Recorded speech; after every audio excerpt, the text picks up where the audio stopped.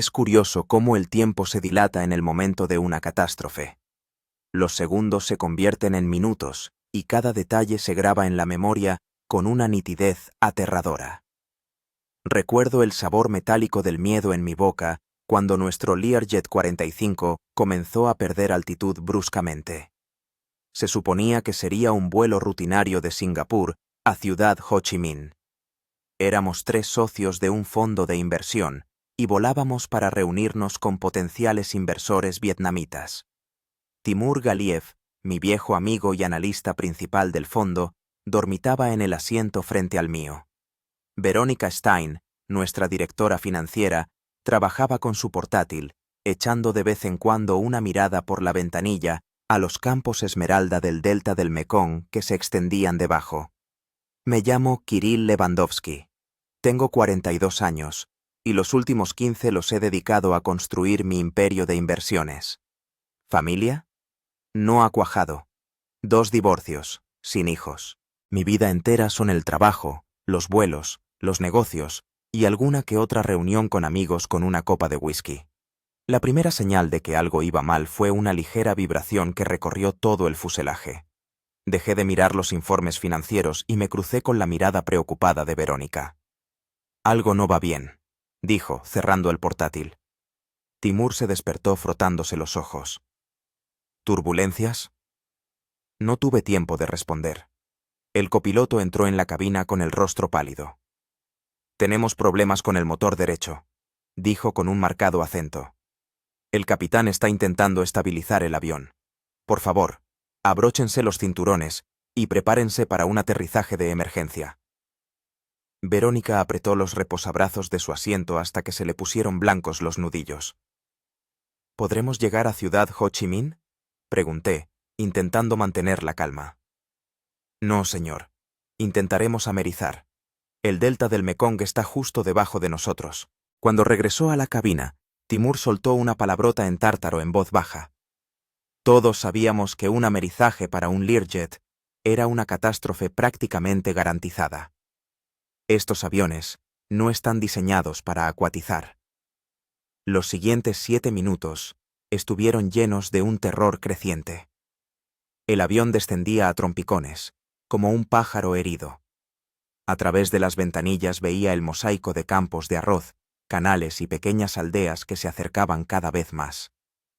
Si sobrevivimos, dijo Timur de repente, prometo dejar de fumar. Verónica soltó una risita histérica. Y yo prometo decirle por fin a Roberto que le quiero. Me miraron, esperando mi última promesa.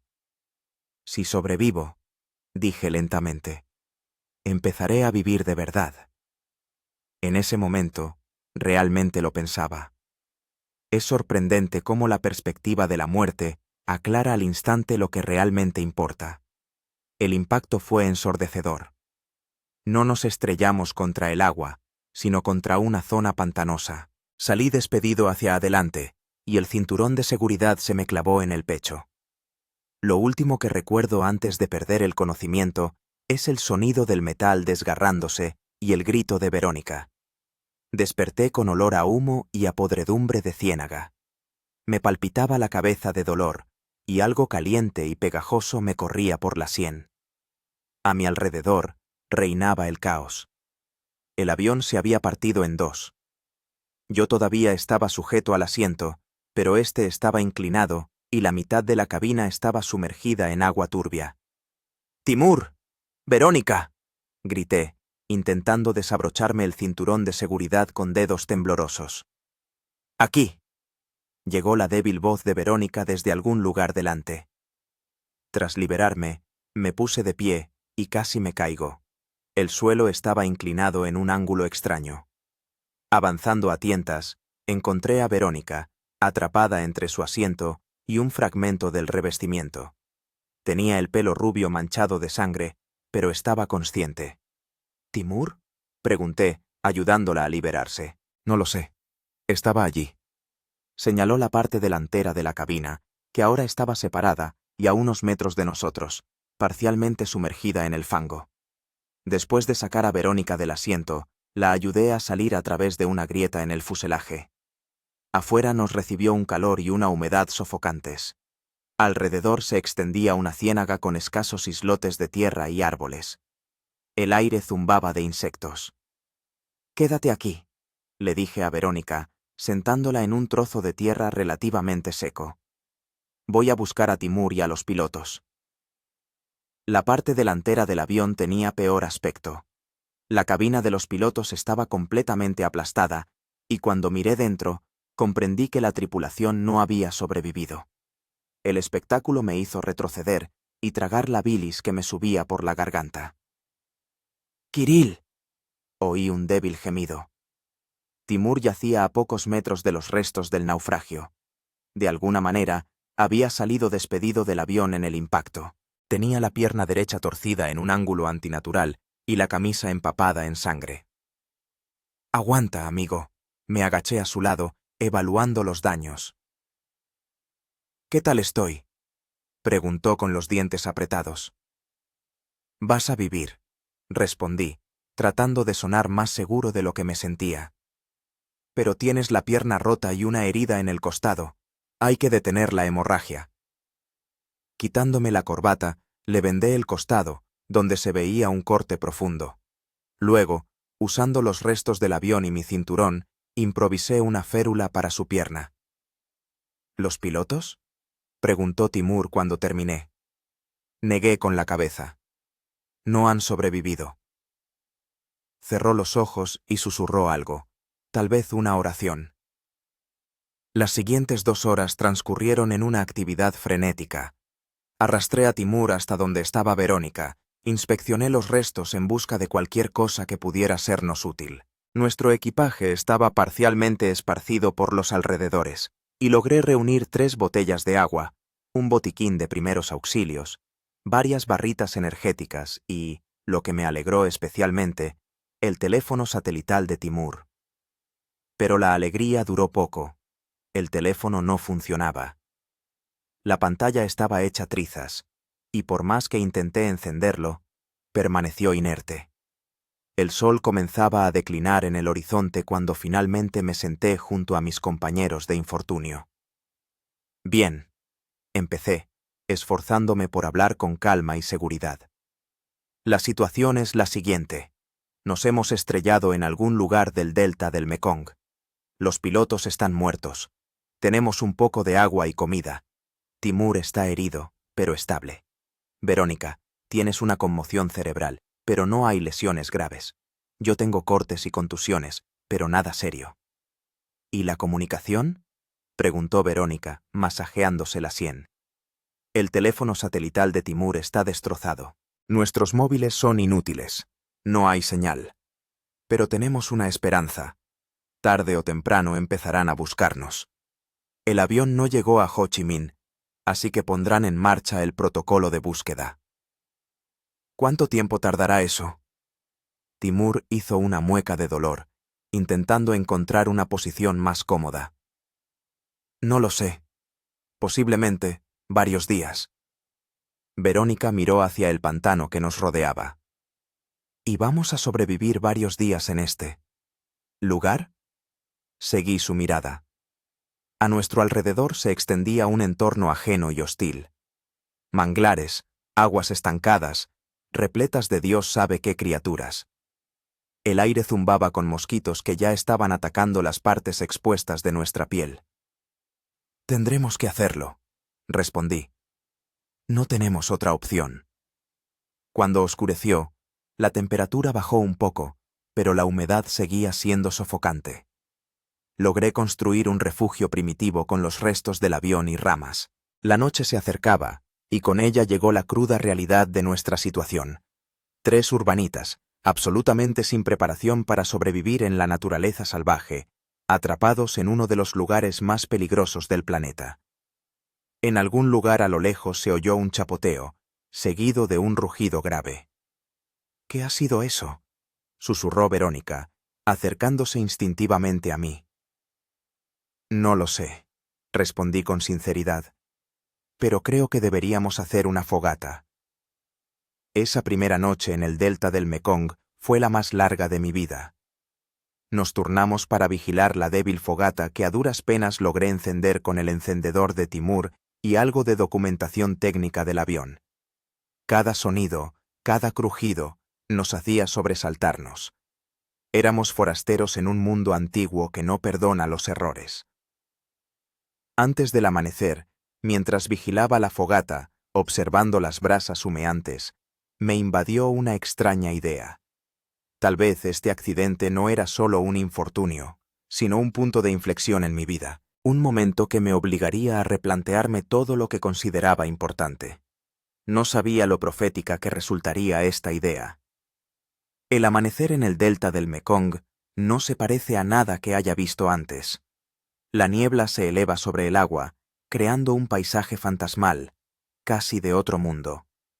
Los primeros rayos de sol se abren paso a través del velo de humedad, tiñendo todo a nuestro alrededor con tonos dorados. En otra situación, lo habría llamado hermoso. Ahora, este espectáculo solo me provocaba inquietud. Un día más en este lugar peligroso. La noche había sido agitada. Timur gemía periódicamente de dolor, a pesar de los analgésicos del botiquín. Verónica tiritaba mientras dormía, ya fuera por el frío o por el miedo. Yo, en cambio, apenas había conciliado el sueño, prestando atención a cada sonido de la jungla. «Buenos días», dijo Timur con voz ronca, intentando sentarse. Su rostro estaba pálido, y en su frente aparecieron gotas de sudor, un signo de fiebre. «¿Cómo está la pierna?», pregunté, ayudándole a adoptar una posición más cómoda. «He estado mejor», intentó sonreír. «Pero no me estoy muriendo, por si te lo preguntas». Verónica también se despertó, con los ojos enrojecidos por la falta de sueño y las lágrimas. «¿Qué vamos a hacer?», preguntó, mirando a su alrededor con un miedo apenas disimulado. Ya había sopesado nuestras opciones. «Tenemos dos caminos. El primero es quedarnos aquí, junto a los restos del avión. Eso aumenta las posibilidades de que los rescatistas nos encuentren. El segundo es intentar salir por nuestra cuenta». «¿Y cuál elegimos?». Timur hizo una mueca de dolor al cambiar de posición. Suspiré. «Sinceramente, ambos son malos.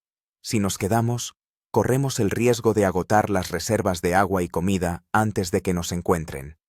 Si nos vamos, podemos perdernos aún más o enfrentarnos a peligros que ni siquiera imaginamos». «¿Y qué pasa con Timur?». Verónica asintió en su dirección. «No puede caminar con esa pierna». «Puedo hacer una muleta», repuso Timur. «No me dejéis aquí solo». La decisión no fue fácil, pero al final elegimos un término medio. Hoy nos quedamos junto al avión, intentamos llamar la atención de los rescatistas y nos preparamos para una posible marcha mañana. El día transcurrió en una actividad frenética. Construí un SOS improvisado con los restos en una zona despejada donde pudieran verlo desde el aire. Verónica se puso a inventariar nuestras provisiones. 3 botellas de agua de 1,5 litros, 5 barritas energéticas, un botiquín con medicamentos básicos, el encendedor de Timur, mi navaja suiza, que milagrosamente seguía en mi bolsillo, y algunas prendas de ropa. Timur, a pesar del dolor, nos ayudaba con consejos. Resultó que le apasionaba la supervivencia en condiciones extremas, una afición que antes me parecía extraña, pero que ahora podía salvarnos la vida. «Tenemos que encontrar una fuente de agua potable», dijo, cuando nos reunimos para almorzar. «Media barrita por cabeza. Las botellas se acabarán antes de lo que piensas». «Vi un canal a unos 100 metros de aquí», respondí. «Pero el agua está turbia». «Se puede purificar. Haz un filtro con ropa y carbón de la hoguera. Luego la hervimos». Verónica negó con la cabeza, escéptica. «¿Y cómo piensas servir agua sin recipiente?». Timur sonrió. «En el avión debe haber latas de aluminio de las bebidas. O podemos usar un trozo del fuselaje, doblándolo para que tenga forma de taza». Me impresionaron sus conocimientos. «¿De dónde sabes todo eso?». «Hace 3 años hice un curso de supervivencia en la naturaleza. Pensaba que sería divertido». Soltó una amarga sonrisa. Nunca imaginé que estas habilidades realmente serían útiles. Después del almuerzo fui a hacer un reconocimiento, dejando a Verónica cuidando de Timur. La jungla que nos rodeaba no era tan espesa como esperaba, más bien era una mezcla de pantanos, manglares y pequeñas zonas de tierra firme. El aire estaba cargado de humedad y olía a vegetación en descomposición. Me movía con cautela, tratando de memorizar el camino y haciendo muescas en los árboles con mi navaja.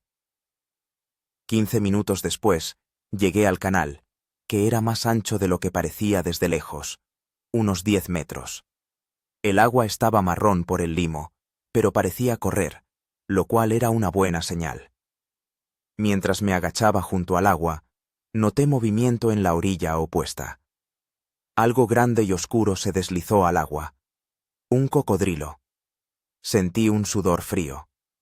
Una cosa es conocer abstractamente los peligros de la jungla, y otra muy distinta enfrentarse a ellos cara a cara.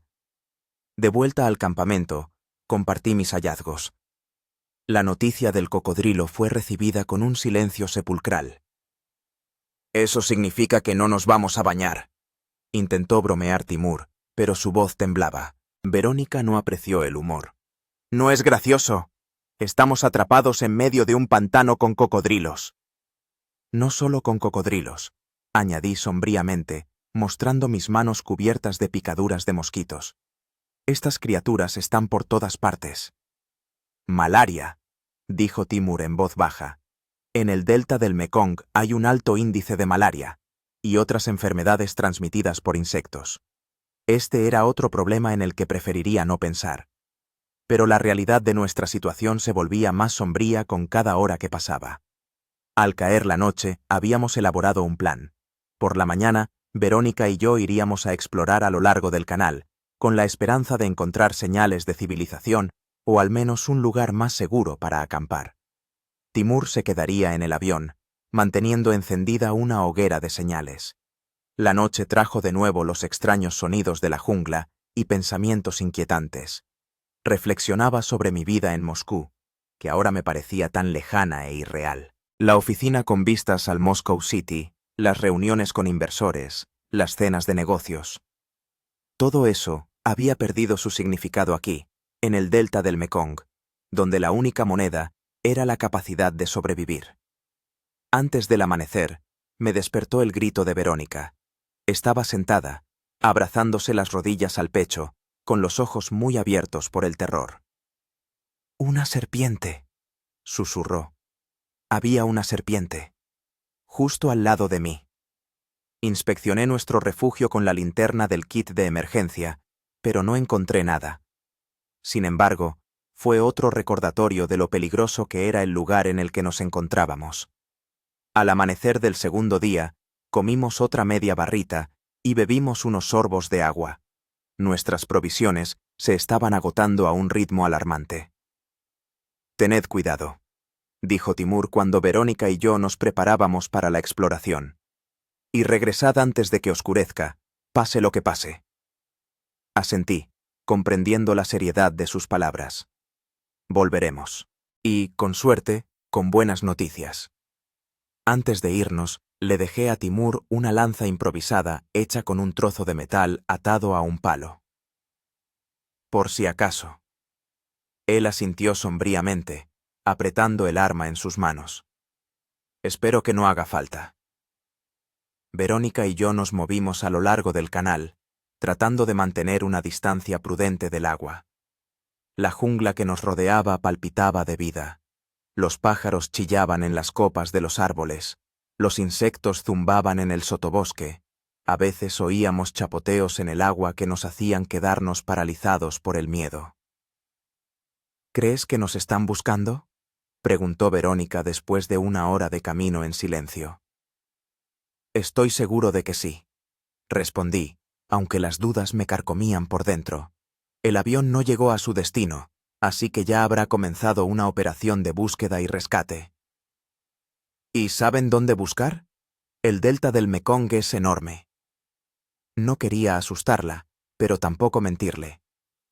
Los aviones tienen radiobalizas de emergencia. Si la nuestra se activó, buscarán en la zona correcta. ¿Y si no? No tenía una respuesta reconfortante a esa pregunta. Continuamos el camino en silencio, cada uno sumido en sus pensamientos. Aproximadamente 2 horas después, el canal se bifurcó en 2 brazos. Decidimos seguir el de la derecha, que parecía más ancho, y posiblemente se utilizaba para la navegación. 1 hora más tarde, divisamos algo que nos hizo detenernos en seco. En la orilla del canal se alzaba una choza primitiva construida sobre pilotes. La primera señal de presencia humana. «Gracias a Dios», exhaló Verónica. «Estamos salvados». Puse una mano sobre su hombro. «No te precipites. No sabemos quién vive allí, ni cómo nos recibirán».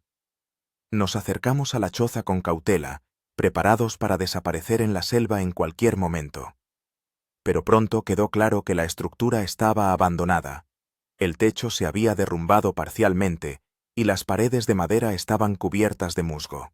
En el interior encontramos algunos objetos útiles: una vasija de barro, una vieja red de pesca y, lo que nos alegró especialmente, una canoa rudimentaria varada en la orilla bajo la choza.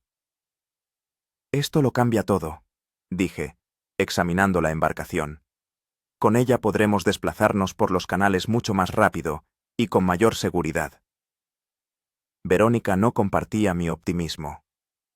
«¿Estás seguro de que no tiene goteras? Y, en general, ¿a dónde vamos a ir con ella?» «Río abajo», respondí. «Tarde o temprano llegaremos a lugares más poblados». Decidimos regresar con Timur con buenas noticias, y mañana, los 3 juntos, nos trasladaríamos a la choza que, a pesar de su estado, era un refugio mejor que nuestro campamento improvisado. De regreso, observé varias plantas que Timur había descrito como comestibles. Recogimos algunas frutas y raíces con la esperanza de diversificar nuestra magra dieta. Cuando regresamos al campamento, el sol ya se inclinaba hacia el horizonte. Timur nos recibió con alivio. Empezaba a preocuparme. ¿Han encontrado algo? Le contamos lo de la choza y la canoa. Sus ojos se iluminaron con esperanza. Son excelentes noticias. Con la barca, tenemos una oportunidad real de salir de aquí. Por la noche probamos las plantas que habíamos recogido. El sabor era extraño, pero tolerable, y lo más importante, saciaban el hambre mejor que las medias barritas energéticas. Antes de dormir, estuve mirando largo rato las estrellas que se veían a través de las aberturas en las nubes. Parecían tan lejanas como nuestra posibilidad de salvación. Pero la choza y la canoa nos dieron una nueva esperanza. Mañana daremos el primer paso real para regresar a la civilización. No sabía entonces que nuestras tribulaciones no habían hecho más que empezar, y que el delta del Mekong guardaba aún muchas sorpresas peligrosas para 3 forasteros que se habían atrevido a desafiarlo. El amanecer del tercer día nos recibió con un aguacero torrencial. La lluvia tropical se abatió sobre nuestro campamento sin previo aviso, convirtiendo en cuestión de minutos una parcela de tierra relativamente seca en un lodazal. Nos refugiamos apresuradamente en los restos del avión, observando cómo los torrentes de agua arrasaban nuestro refugio improvisado. «Así que así es la temporada de lluvias en Vietnam», bromeó sombríamente Timur, haciendo una mueca de dolor en la pierna, que parecía haberse intensificado debido a la humedad. Verónica estaba sentada, abrazada a las rodillas, con la mirada perdida en la nada. «Saben, nunca quise ir a esa reunión. Robert me propuso pasar el fin de semana en Bali». Puse una mano sobre su hombro.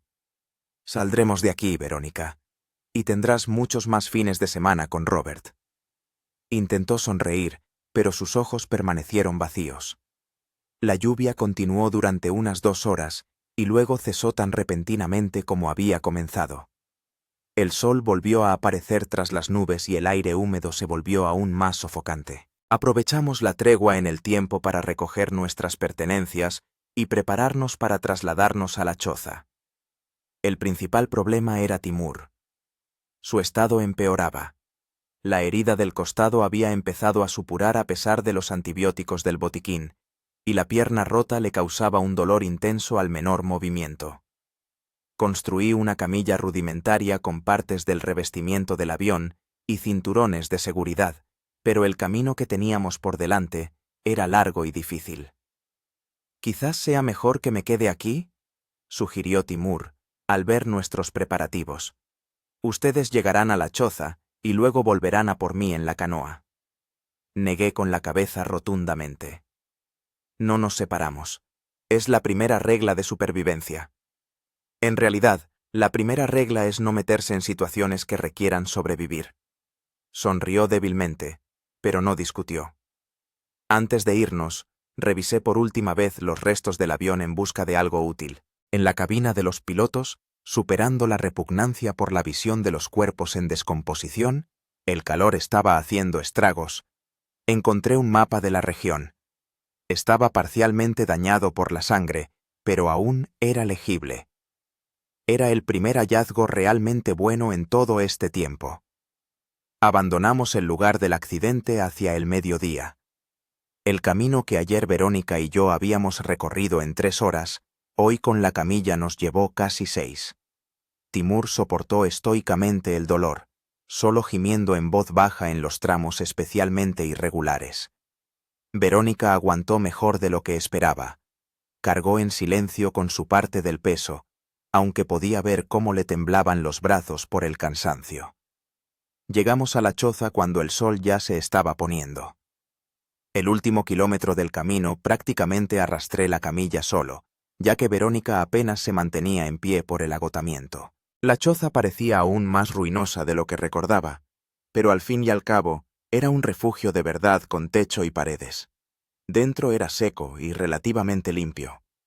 Acomodamos a Timur en una cama improvisada hecha de hojas de palma y ramas. «Hogar, dulce hogar», murmuró, inspeccionando nuestro nuevo refugio. Examiné la canoa debajo de la choza. Era vieja pero robusta, hecha de un tronco de árbol entero. Allí mismo encontramos el remo. Tosco pero funcional. Era nuestra esperanza de salvación. «Mañana probaré la canoa en el agua», dije al regresar a la choza. «Si todo está bien, podemos empezar a bajar la corriente». Verónica, que estaba desempaquetando nuestros escasos enseres, levantó la cabeza. «¿Y qué pasa con la comida?»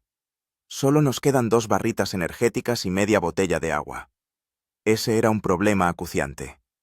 Recordé la red de pesca que habíamos encontrado en la choza. «Intentaré pescar algo, y tendremos que recoger agua de lluvia. Por el cielo, parece que volverá a llover por la noche». Instalamos un sistema rudimentario para recolectar agua de lluvia con grandes hojas y una olla de barro. Para cenar teníamos las últimas raíces que habíamos recogido por el camino y un trago de agua cada uno.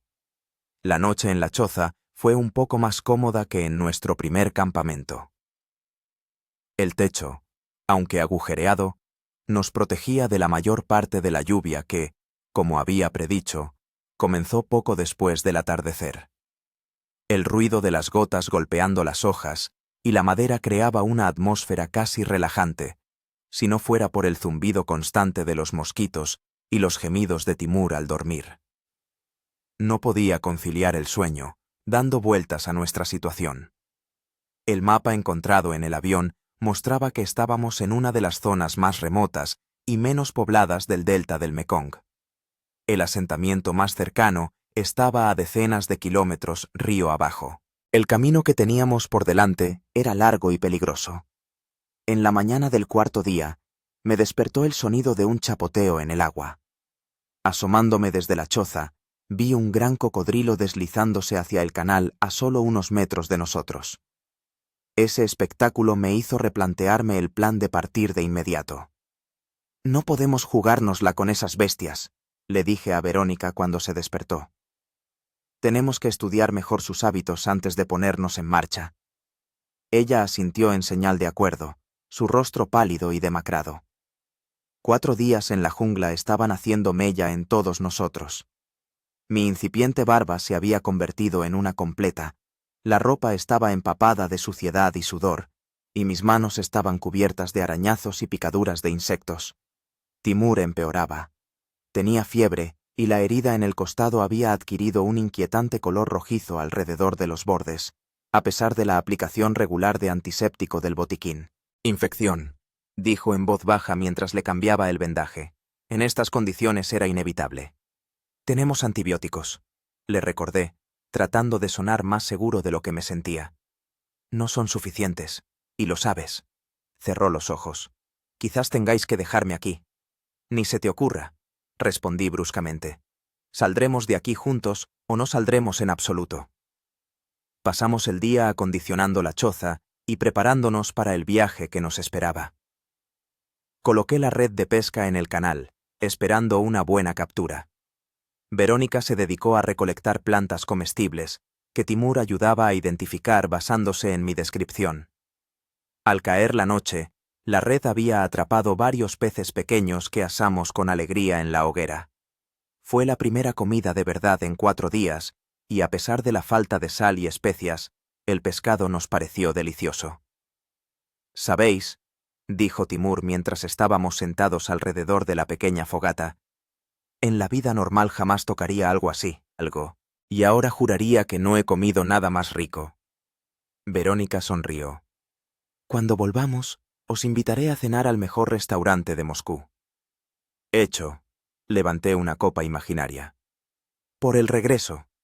Esta pequeña victoria, el pescado capturado, el techo sobre nuestras cabezas, el agua de lluvia recogida, nos dio fuerzas y esperanza. Empezamos a creer que podríamos salir de este atolladero. Al 5.º día decidí probar la canoa. Después de arrastrarla hasta el agua, me alejé cuidadosamente de la orilla, vigilando de cerca posibles señales de cocodrilos. La embarcación se mantenía bien a flote, aunque requería cierta habilidad para manejarla. Navegué alrededor de 1 kilómetro río abajo, observando las características del canal. Se hacía más ancho y se conectaba con otros ramales, formando una compleja red de vías fluviales. Sin un mapa era fácil perderse allí. Al regresar a la choza, compartí mis observaciones. La canoa está bien, pero la navegación será complicada. Los canales forman un verdadero laberinto. Timur, que se sentía un poco mejor después de comer y descansar, me pidió que le mostrara el mapa. «Si estamos aquí», señaló una curva del río, «entonces tenemos que mantenernos en el cauce principal, moviéndonos hacia el sureste. Eso debería llevarnos a zonas más pobladas». Decidimos partir al día siguiente. Por la noche, noté que Verónica estaba sentada en la entrada de la choza, llorando en silencio.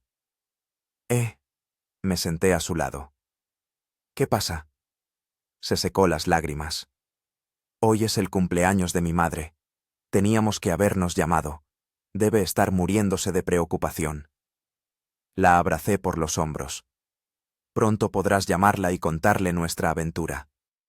«Si salimos de aquí». Su voz temblaba. «¿Cuándo?», la corregí. «Cuando salgamos de aquí». Esa noche tuve un sueño extraño.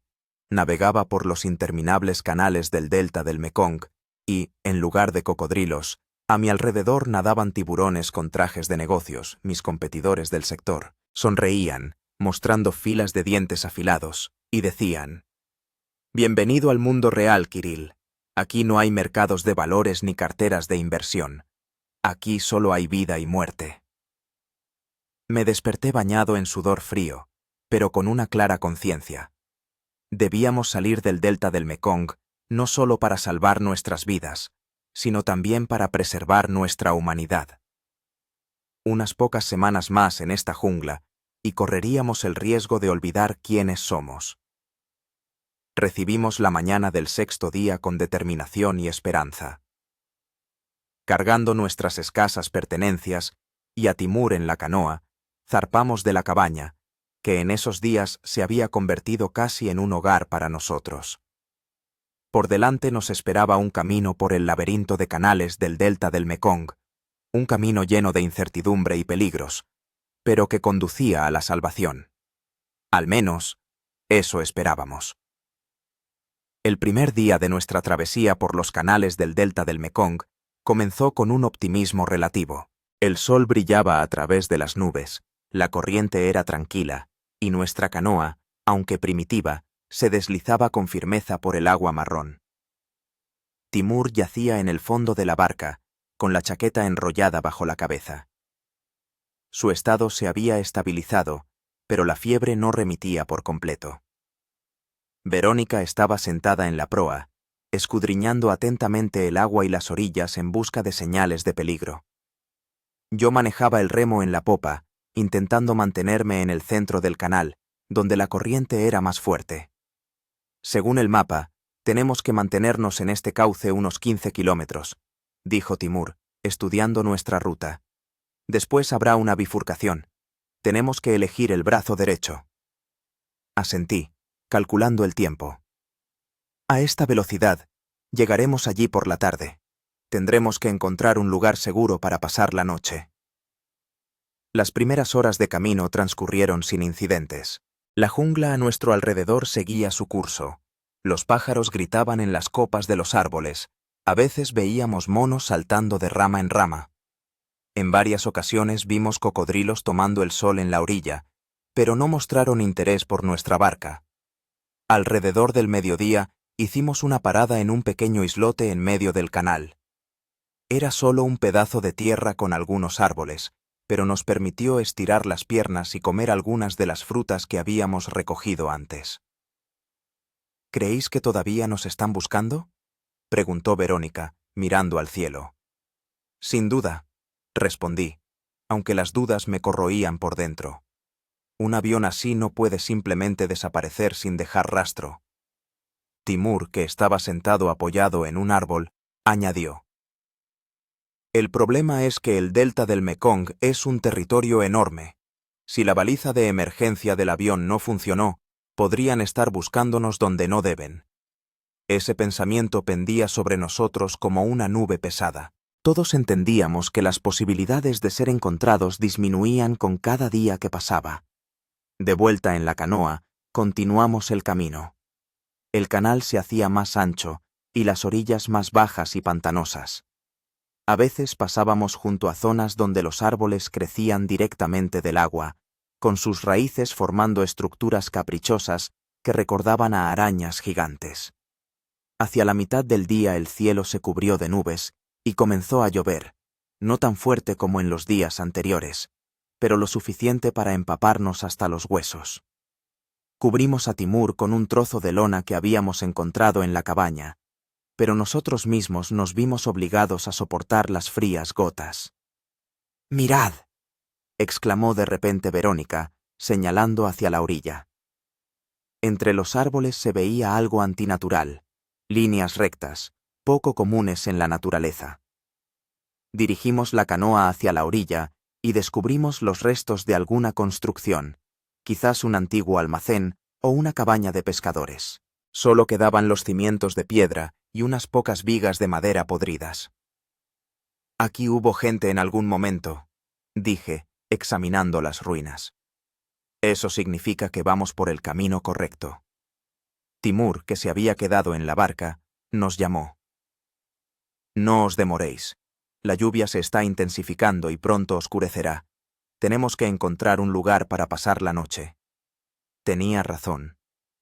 El sol ya se inclinaba hacia el horizonte, aunque estaba oculto tras las nubes.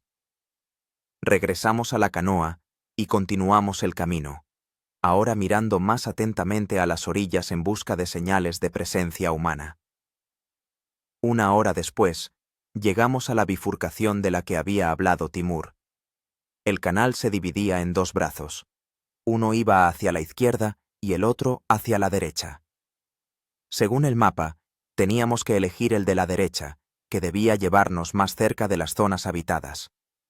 Sin embargo, el brazo derecho parecía más estrecho y menos transitable. Los árboles se cernían sobre el agua, formando casi un túnel. El izquierdo, en cambio, era más ancho y parecía más navegable. «¿Qué opináis?», pregunté, deteniendo la canoa en medio de la bifurcación. Timur estudiaba el mapa, arrugando la frente por el dolor. «Según el mapa tenemos que ir a la derecha, pero el mapa es antiguo. Los cauces podrían haber cambiado». «Yo voto por el izquierdo», dijo Verónica. Parece más seguro. Tras una breve discusión, decidimos confiar en el mapa e ir por el brazo derecho. Una decisión de la que pronto empezamos a arrepentirnos. El canal derecho se hacía cada vez más estrecho y sinuoso. Los árboles de ambos lados se cerraban sobre nosotros, creando un túnel verde por el que apenas se filtraba la luz. La corriente se ralentizó y el agua se volvió aún más turbia. «No me gusta esto», susurró Verónica, mirando a su alrededor. «Aquí hay demasiado silencio». Tenía razón. Los pájaros que nos habían acompañado todo el día con sus chillidos, aquí guardaban silencio. Solo el sonido de las gotas de lluvia cayendo en el agua rompía la quietud. De pronto, algo golpeó el costado de la canoa, haciendo que la barca se balanceara. Verónica soltó un grito y yo apenas pude mantener el equilibrio. «¿Qué ha sido eso?», preguntó Timur, incorporándose sobre los codos.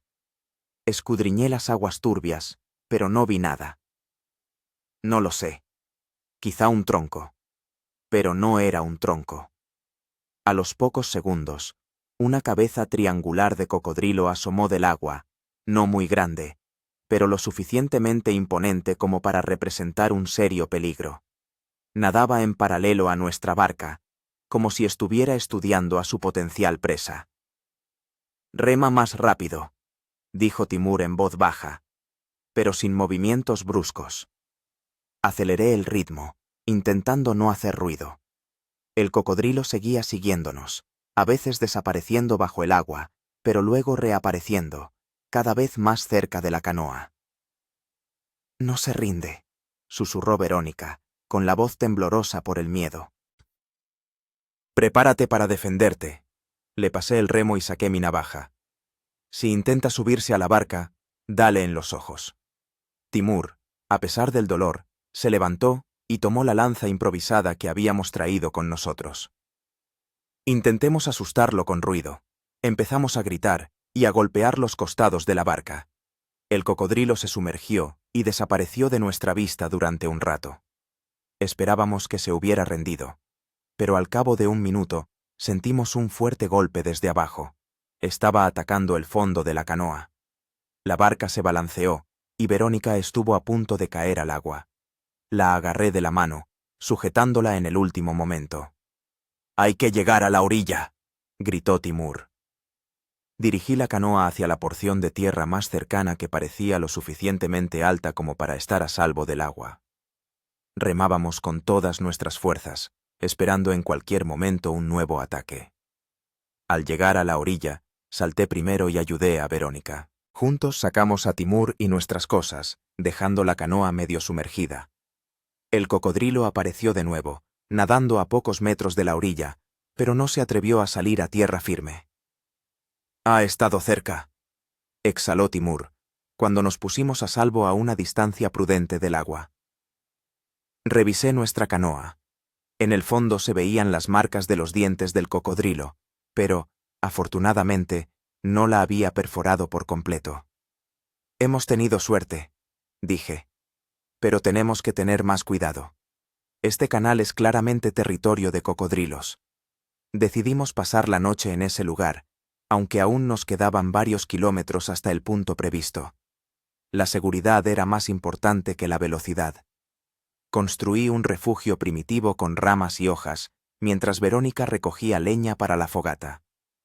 Timur, que no podía ayudar físicamente, daba consejos, basándose en sus conocimientos de supervivencia.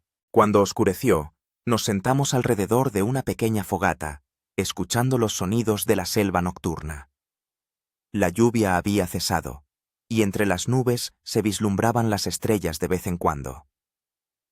«Sabéis», dijo Timur de repente, «siempre he querido vivir aventuras, solo que me las imaginaba un poco diferentes». Verónica sonrió amargamente. Yo habría preferido aventuras con una ducha caliente y un minibar en la habitación. Y yo, añadí, empiezo a darme cuenta de que todos mis problemas en Moscú eran inventados. Plazos, reuniones, contratos. Aquí todo se reduce a cosas sencillas.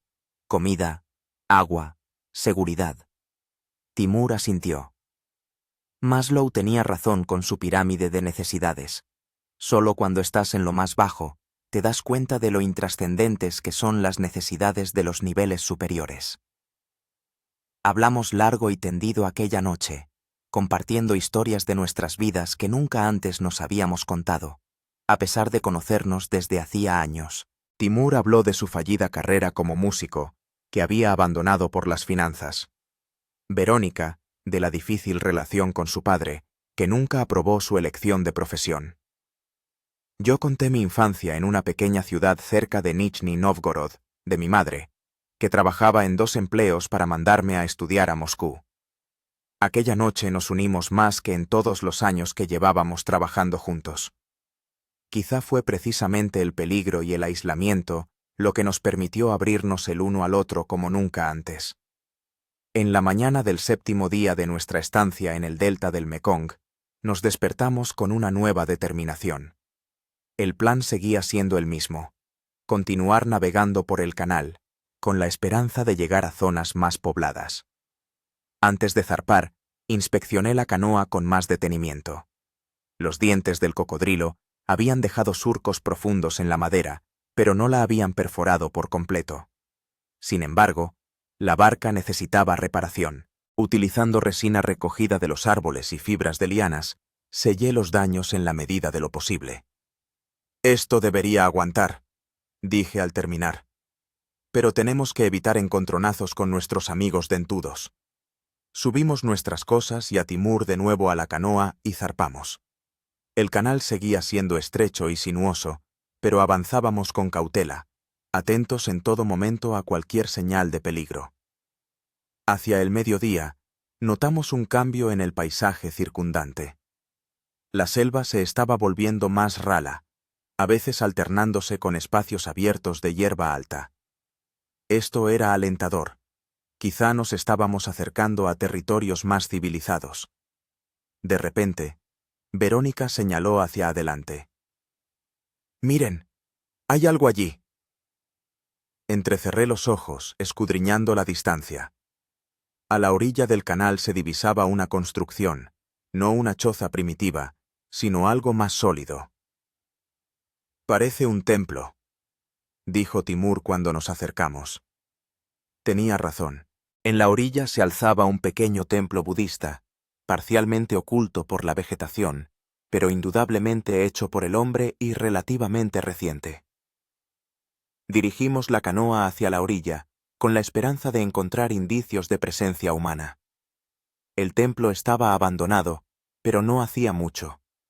Dentro aún quedaban estatuas de Buda y en el altar se veían restos de incienso. Era evidente que la gente visitaba este lugar, quizás pescadores o campesinos de las aldeas circundantes. «Estamos en el camino correcto», dije, examinando el templo. «Si la gente viene aquí, significa que hay un asentamiento no muy lejos». Decidimos pasar la noche en el templo. Era la primera construcción real que encontrábamos en todo el viaje y nos brindaba una sensación de seguridad que tanto echábamos de menos. Por la noche, sentado en los escalones del templo y contemplando la puesta de sol sobre los canales del delta del Mekong, sentí una extraña calma. A pesar de todos los peligros y dificultades, había algo primariamente correcto en nuestra existencia aquí. Simple, centrada en las necesidades básicas, desprovista del ajetreo de la vida moderna. «¿En qué piensas?», preguntó Verónica, sentándose a mi lado. «En cómo cambiará mi vida cuando regresemos», respondí. «Si es que regresamos». «Regresaremos», dijo con seguridad. «Y sí, nada volverá a ser lo mismo».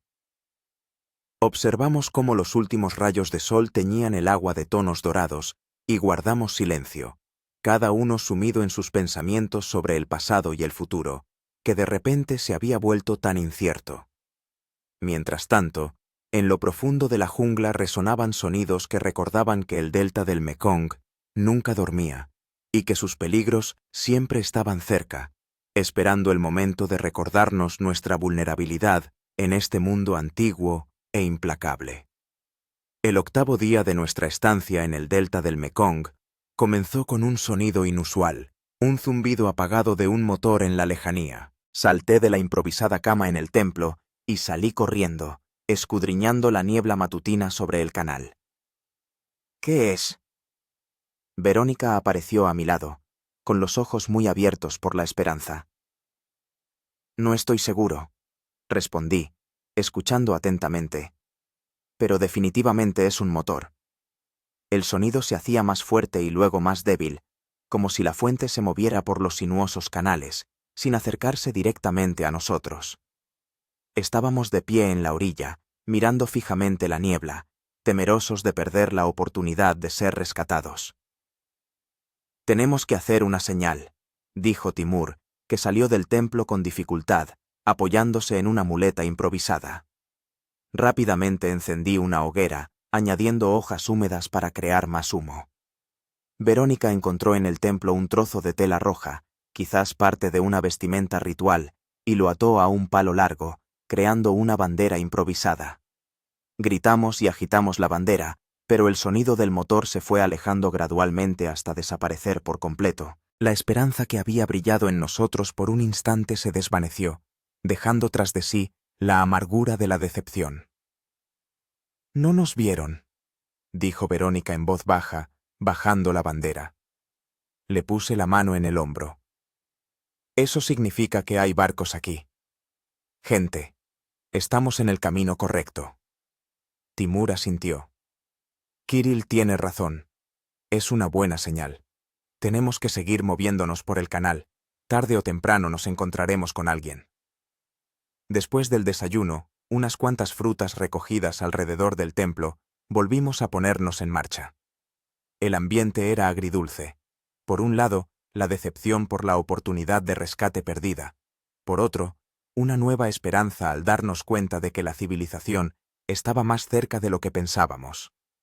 El canal por el que navegábamos se hacía más ancho y recto, lo que nos permitía avanzar más rápido. Las orillas eran más abiertas, con escasos árboles y zonas de hierba alta. A veces observábamos rastros de actividad humana, zonas de bosque taladas, pasarelas primitivas para pescar, incluso viejas trampas para peces. Hacia el mediodía, el calor se hizo insoportable. El sol caía implacablemente y la humedad era tan alta que parecía que navegábamos no por agua, sino a través de una sopa caliente. Timur sufría especialmente. Su fiebre había aumentado y yacía en el fondo de la canoa, perdiendo el conocimiento periódicamente. «Tenemos que encontrar sombra y hacer una pausa», dijo Verónica, mirando a Timur con preocupación. Estuve de acuerdo y dirigí la canoa hacia un pequeño grupo de árboles en la orilla. Sacamos la barca a tierra y llevamos a Timur a la sombra. Su estado era alarmante. La piel le ardía, su respiración era superficial y rápida. «Los antibióticos no están funcionando», dije, cambiando el vendaje de su herida, que se veía aún peor que antes. «Necesita atención médica». Verónica mojó un trozo de tela en agua y lo colocó en la frente de Timur. «Tenemos que encontrar gente hoy. No durará mucho en este estado». Asentí, consciente de la gravedad de la situación. «Descansaremos una hora y seguiremos adelante. Remaremos por turnos para avanzar sin parar». Mientras Timur descansaba a la sombra, Verónica y yo exploramos los alrededores en busca de comida y agua potable. Encontré varias palmeras y con mi navaja y mucho esfuerzo conseguí derribar y abrir 3 cocos. Su agua era deliciosamente refrescante y la pulpa nutritiva. Verónica regresó con un puñado de bayas. «No estoy segura de si son comestibles. Timur está inconsciente y yo no me arriesgaré a probar plantas desconocidas». «Haces bien», concordé. «Mejor no arriesgarse. Con los cocos tenemos suficiente por hoy». Regresamos junto a Timur y lo encontramos recuperado, incluso sentado, apoyado en un árbol. «¿Cómo estás?», preguntó Verónica, tendiéndole media cáscara de coco. «He estado mejor», sonrió débilmente. «Pero aún no estoy listo para rendirme». Lo hidratamos con agua de coco y le dimos la última pastilla analgésica del botiquín. Una hora después, tal y como habíamos planeado, volvimos a ponernos en marcha. Ahora remaba con redoblada energía, consciente de que la vida de Timur dependía de lo rápido que encontráramos ayuda. Verónica estaba sentada a su lado, sosteniéndole la cabeza y humedeciéndole la frente con agua de vez en cuando. Alrededor de las 4 de la tarde, oímos sonidos que no podían ser de la naturaleza, voces apagadas y el golpear de un hacha contra un árbol. Nos miramos, sin atrevernos a creer lo que oíamos. «Gente», susurró Verónica, con los ojos llenos de lágrimas de alivio. Dirigí la canoa hacia los sonidos. Al doblar un recodo del canal, se reveló una imagen sorprendente. En la orilla había varias chozas sobre pilotes, típicas del delta del Mekong. Alrededor de ellas se movían personas, hombres, mujeres y niños, y era una pequeña aldea de pescadores, perdida entre los canales. Nos vieron al acercarnos. Varios hombres salieron a la orilla, observando nuestra aproximación con curiosidad y cierta cautela. Levanté las manos en el gesto universal de paz. «Hello! We need help», grité, esperando que alguien entendiera inglés. Uno de los hombres, de más edad que los demás, dio un paso adelante. «¿English?», preguntó con un fuerte acento. «Yes», exclamé aliviado. «We had a plane crash. Our friend is injured. We need medical help». El hombre asintió y gritó algo a los demás en vietnamita. 2 jóvenes entraron en el agua y nos ayudaron a sacar la canoa a la orilla. Cuando vieron el estado de Timur, sus rostros reflejaron compasión. El anciano, que resultó ser el jefe de la aldea y se llamaba Nguyen, examinó a Timur y negó con la cabeza. «Bad. Very bad. No doctor here, but my wife. She knows plants. Medicine». Trasladaron a Timur a una de las chozas, donde una anciana, la esposa del jefe, comenzó a tratar su herida con hierbas. El olor era fuerte y no especialmente agradable, pero Timur sintió alivio casi de inmediato. «¿Qué es esto?», preguntó Verónica, observando el procedimiento. El anciano se encogió de hombros. «Old medicine. From forest. Good for». Hizo un gesto simulando una infección y una inflamación. Nos ofrecieron una comida sencilla, pero nutritiva, arroz con pescado y verduras. Después de días de semi-inanición, aquello parecía un festín. Los lugareños nos miraban con curiosidad, sobre todo los niños, que nunca habían visto extranjeros tan de cerca. Después de cenar, nos sentamos con Nguyen junto a una fogata frente a su choza. Con la ayuda de un inglés chapurreado, gestos y dibujos en la arena, le explicamos nuestra situación. El accidente aéreo, los días vagando por los canales, la enfermedad de Timur. «How far to the city? To phone?», pregunté, señalando un mapa. Nguyen reflexionó.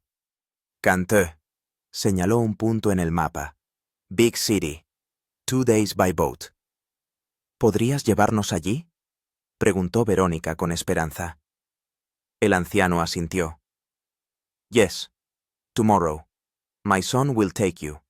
With motorboat». Esta noticia era la mejor que habíamos recibido en los 8 días que llevábamos en el delta del Mekong. Podríamos llegar a la ciudad en 2 días, y allí habría un teléfono, un hospital para Timur, la posibilidad de contactar con la embajada y con nuestros familiares. Le estreché la mano a Nguyen con fuerza. «Thank you. You saved our lives». Él sonrió, mostrando unos pocos dientes. «No thanks. We help. Always. This is way of Mekong people». Pasamos la noche en una choza de invitados que nos asignaron los lugareños. Era una construcción sencilla sobre pilotes, con paredes de bambú y techo de paja, pero después de días a la intemperie o en refugios semiderruidos, aquello parecía un verdadero palacio. Timur dormía plácidamente. Las hierbas de la anciana realmente habían ayudado a reducir la inflamación y aliviar el dolor. Su fiebre había remitido, y por primera vez en muchos días, su rostro no estaba desfigurado por el sufrimiento. Yo no podía conciliar el sueño, mirando a través de la puerta abierta las estrellas sobre el delta del Mekong. Mis pensamientos giraban en torno a todo lo que habíamos vivido en esos días, y a lo que nos esperaba en el futuro. Extrañamente, junto con el alivio del pronto regreso a la civilización, sentía también cierta tristeza, como si se estuviera acabando algo importante, algo que me había cambiado para siempre. La mañana del 9º día trajo nuevas esperanzas. El hijo de Nguyen, un hombre robusto de unos 30 años llamado Hoang, preparó su lancha a motor para el viaje. No era una simple canoa, sino una verdadera embarcación larga con un motor pequeño pero potente, un medio de transporte típico para los habitantes del delta. Cargamos nuestros escasos enseres y a Timur, que se encontraba bastante mejor, aunque aún no podía caminar solo. Todo el pueblo salió a despedirnos. Los niños agitaban las manos, las mujeres nos entregaron atillos con comida para el camino, los hombres nos estrechaban las manos y nos daban palmadas en la espalda. Nguyen se acercó a nosotros justo antes de zarpar. Remember Mekong, she take, but she also give. You strong, you survive. Recuerden el Mekong. Ella toma, pero también da. Ustedes fuertes, ustedes sobreviven. Asentí, sintiendo un nudo en la garganta. Nunca lo olvidaremos. Gracias por todo. La barca zarpó de la orilla, el motor rugió, y comenzamos a avanzar rápidamente por el canal. La velocidad era incomparable con nuestro lento avance en canoa.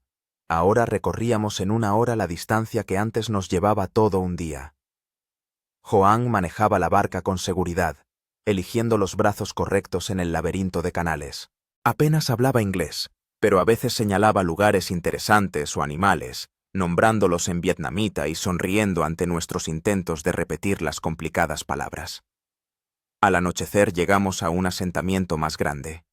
Ya no era un simple pueblo de pescadores, sino una pequeña ciudad con casas de hormigón, electricidad e incluso un embarcadero rudimentario. Hoang explicó que pasaríamos la noche allí y que mañana continuaríamos el viaje a Can Tho, una gran ciudad del delta del Mekong. En el hotel local, un sencillo edificio de 2 plantas con servicios básicos, nos duchamos por primera vez en 9 días, quitándonos la suciedad, el sudor y las huellas de nuestra odisea. La ropa limpia que nos dieron los dueños del hotel nos pareció un lujo increíble. Durante la cena en un pequeño café junto al hotel, nos sentimos personas, y no supervivientes, por primera vez en mucho tiempo. La comida era sencilla pero deliciosa, y lo más importante, abundante. Comimos en silencio, disfrutando de cada bocado y conscientes de lo cerca que estábamos del rescate. No puedo creer que mañana estaremos en una ciudad de verdad, dijo Verónica, bebiendo un sorbo de té caliente. Con teléfonos, médicos, la embajada. Timur, que estaba sentado con nosotros apoyándose en una muleta, asintió. Ha sido una aventura interesante, pero me alegro de que termine. Miré a mis amigos, con quienes había compartido esta experiencia, y comprendí que nuestra relación nunca volvería a ser la misma.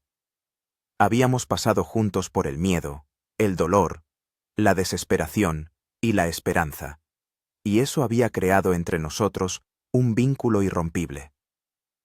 ¿Saben?, dije, levantando un vaso de agua.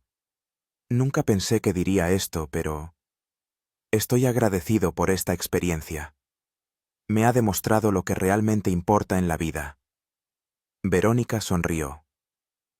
Sí, lo entiendo. No dejaba de pensar en Robert, en que nunca le dije lo mucho que lo amo. Ahora será lo primero que haga.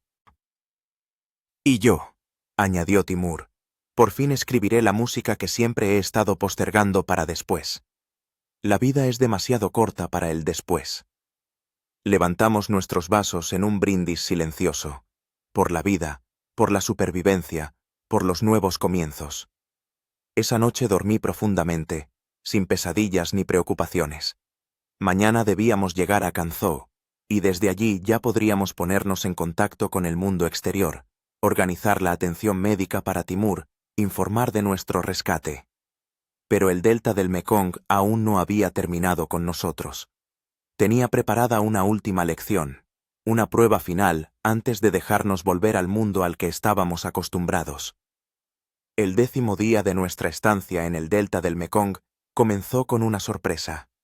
Cuando nos reunimos en el muelle, listos para la última etapa de nuestro viaje a Can Tho, Hoang nos recibió con cara de preocupación. «Storm coming», dijo, señalando el horizonte, donde se acumulaban nubes oscuras. «Very dangerous. Maybe wait. Se acerca tormenta. Muy peligroso. Quizás esperar». Traduje sus palabras a Verónica y Timur. Todos miramos al cielo. En efecto, el tiempo cambiaba a ojos vista. El viento aumentaba y el aire se llenaba de una tensión eléctrica que presagiaba una tormenta. «¿Qué hacemos?», preguntó Verónica. «¿Esperamos o nos arriesgamos?». Timur, que se sentía mucho mejor gracias al tratamiento en el pueblo, pero aún estaba débil, negó con la cabeza. «Preferiría no arriesgarme. Ya estamos tan cerca del rescate que sería una tontería morir en una tormenta». Estuve de acuerdo con él. «Esperaremos. Un día o dos no importan, y la seguridad es más importante». Regresamos al hotel y observamos con inquietud cómo la naturaleza demostraba su poder. Hacia el mediodía, la tormenta alcanzó el asentamiento. La lluvia caía a cántaros, el viento doblaba los árboles y los relámpagos rasgaban el cielo con una frecuencia aterradora. El río se desbordó e inundó las zonas bajas de la ciudad. Los lugareños se tomaban la tempestad con filosófica calma. Para ellos, estas tormentas eran algo habitual en la estación de lluvias. Trasladaron los objetos de valor a los pisos superiores, amarraron las barcas y simplemente esperaron a que la naturaleza se calmara.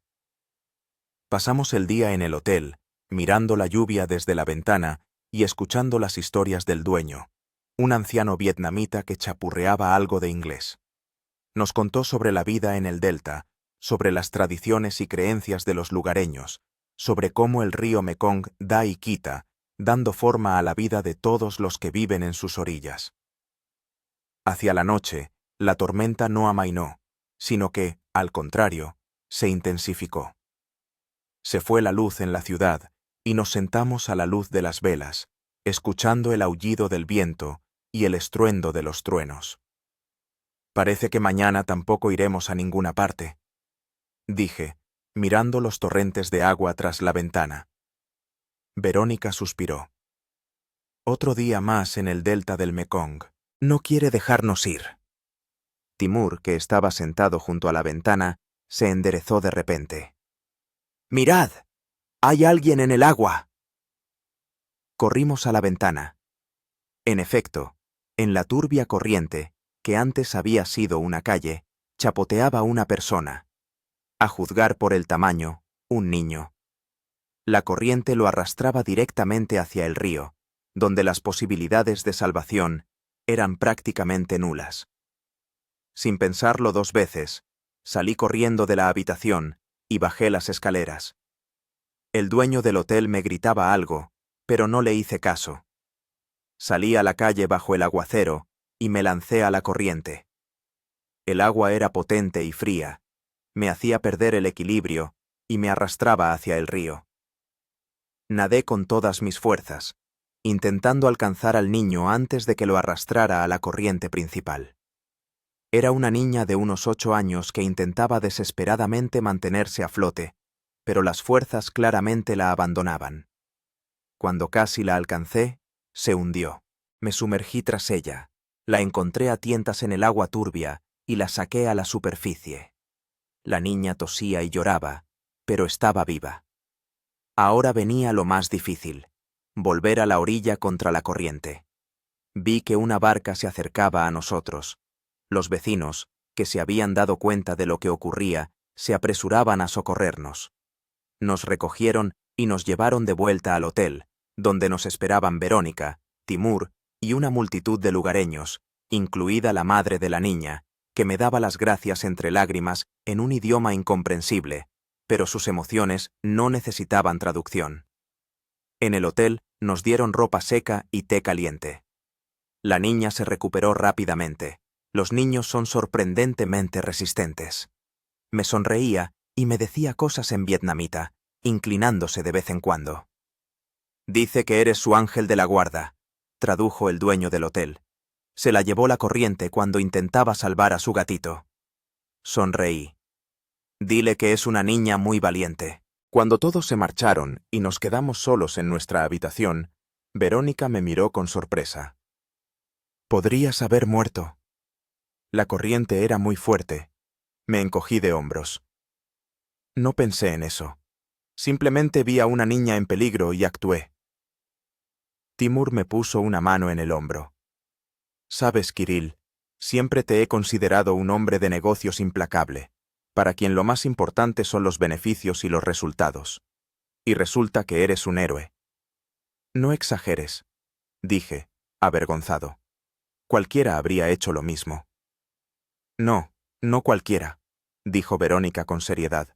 «Y lo sabes». No respondí, pero sus palabras me hicieron reflexionar. ¿Había cambiado de verdad durante estos días en el delta del Mekong?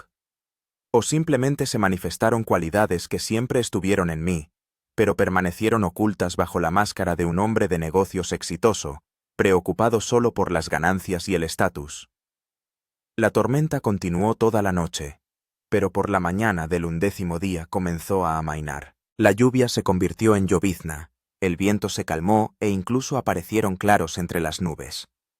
Juan vino a vernos con noticias. «El río está alto, pero podemos ir. Despacio, con cuidado». Recogimos nuestras cosas y nos despedimos de los dueños del hotel, que se negaron a cobrarnos el alojamiento. La madre de la niña rescatada vino a despedirnos, trayendo una cesta con fruta y unas galletas caseras. La niña me regaló una pequeña pulsera trenzada, que inmediatamente me puse en la muñeca, prometiendo guardarla siempre. El río estaba realmente caudaloso y turbulento después de la tormenta. La barca de Hoang parecía diminuta en comparación con la potente corriente, pero él la manejaba con la seguridad de un hombre que había crecido en estas aguas. Nos movíamos más lento de lo previsto, deteniéndonos a menudo para dejar pasar árboles y otros escombros que la tormenta había arrastrado al río. Hacia el mediodía, el tiempo mejoró definitivamente. El sol se abrió paso entre las nubes y el delta del Mekong se presentó ante nosotros en toda su belleza. Verde esmeralda, agua brillante, pájaros que regresaban después de la tormenta. Era un espectáculo fascinante, y me sorprendí pensando que echaría de menos este lugar, a pesar de todos los peligros y dificultades que nos había traído. «Es precioso, ¿verdad?», dijo Verónica, como si hubiera leído mis pensamientos. «Nunca pensé que diría eso de un lugar que casi nos mata varias veces». Timur, que estaba sentado en la proa de la barca, asintió. «Es como con el amor. A veces lo que te duele, al mismo tiempo te hace sentir vivo». Sonreí ante su actitud filosófica. «Te estás volviendo poeta, Timur». «Puede que sí». No apartaba la vista de los paisajes que pasaban. Quizás sea lo que siempre debí haber sido. Hacia el atardecer, en el horizonte aparecieron las luces de Can-tho, la ciudad más grande del delta del Mekong. Incluso desde la distancia, era evidente que se trataba de un mundo completamente diferente al que habíamos pasado los últimos 10 días. Edificios altos, puentes, luces de publicidad, todo parecía casi irreal después de los pueblos primitivos y la selva interminable. Juan dirigió la barca hacia el muelle de la ciudad, donde decenas de otras barcas y pequeñas embarcaciones estaban muy concurridas. Cuando atracamos, nos ayudó a descargar nuestras cosas y se ofreció a acompañarnos hasta el hotel más cercano. «Gracias por todo», le dije, estrechándole la mano. «Tú y tu padre nos salvasteis la vida». Sonrió con timidez. «No problem. Make on people help each other». Insistimos en pagarle por su ayuda, aunque se negó largo rato. Finalmente, tras aceptar el dinero, nos hizo una reverencia y se desvaneció entre la multitud del muelle, dejándonos solos en la ruidosa y bulliciosa ciudad que parecía tan extraña después del silencio de la jungla. Lo primero que hicimos fue dirigirnos al hospital local, donde Timura fue puesto bajo observación de inmediato. Los médicos confirmaron que el tratamiento tradicional que había recibido en la aldea lo había salvado de complicaciones graves, pero que aún necesitaba tratamiento y rehabilitación adicionales. Mientras examinaban a Timura, Verónica y yo nos pusimos en contacto con el consulado ruso en Ciudad Ho Chi Minh. La noticia de que 3 pasajeros del Learjet siniestrado habían sobrevivido causó una verdadera conmoción. Nos informaron que la operación de búsqueda y rescate había continuado todo este tiempo, pero sin éxito. La baliza de emergencia del avión no había funcionado y la búsqueda se había realizado en la zona equivocada. Se les daba por muertos, nos dijo el funcionario del consulado por teléfono. Es un verdadero milagro. Prometió organizar nuestro traslado a Ciudad Ho Chi Minh y desde allí, a Rusia, tan pronto como el estado de Timura le permitiera viajar. La siguiente llamada fue a la familia de Verónica, su madre y Robert, que al parecer estaban juntos en Moscú, esperando cualquier noticia. Su alegría y alivio fueron tan intensos que los sentí incluso a través de la línea telefónica. Cuando Verónica terminó la conversación, sus ojos estaban llenos de lágrimas. Robert le ha pedido matrimonio a mi madre por teléfono. Dijo que, si yo estaba destinada a volver, él nunca más pospondría lo que realmente importa. La abracé. ¿Ves? Nuestra aventura no solo nos ha cambiado a nosotros, sino también a quienes nos aman. Por último, llamé a mi suplente en Moscú, que dirigía temporalmente la empresa en mi ausencia. Su asombro por mi llamada pronto dio paso a un tono más pragmático. Kirill Andreyevich, tenemos una crisis con un inversor de Dubái. Exigen una revisión de las condiciones del contrato debido a la caída del mercado, y... Lo interrumpí. Andrei, escucha. Acabo de salir de la jungla tras un accidente aéreo. 10 días incomunicado, con un mínimo de comida y agua, entre cocodrilos y otras maravillas. ¿Sabes lo que he comprendido? ¿El qué? Preguntó desconcertado. Que ningún contrato, ningún acuerdo, vale una vida humana o la felicidad. Arréglatelas tú solo hasta mi regreso. Y sí, si el inversor de Dubái está tan nervioso, ofrécele garantías adicionales. La vida es demasiado corta para conflictos sin sentido. Colgando el teléfono, sentí un extraño alivio, como si me hubiera quitado de encima una pesada carga que llevaba años arrastrando, sin siquiera darme cuenta. Por la noche, cuando Timura ya dormía bajo los efectos de los medicamentos en la sala del hospital, Verónica y yo estábamos sentados en un café del paseo marítimo de Can Tho, mirando las luces de la ciudad reflejadas en las oscuras aguas del Mekong. ¿Qué vas a hacer cuando vuelvas?, preguntó ella, removiendo el zumo recién exprimido con una pajita. Me quedé pensando. No lo sé.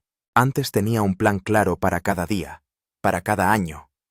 Ahora, quizá me tome unas vacaciones. Me iré a algún sitio donde no haya cobertura telefónica, pero sí agua caliente y una cama blanda. Ella se echó a reír. Suena sensato. Yo, probablemente, me case con Robert. Lleva 3 años esperando. Creo que ya le he hecho sufrir bastante. Es un buen hombre, asentí.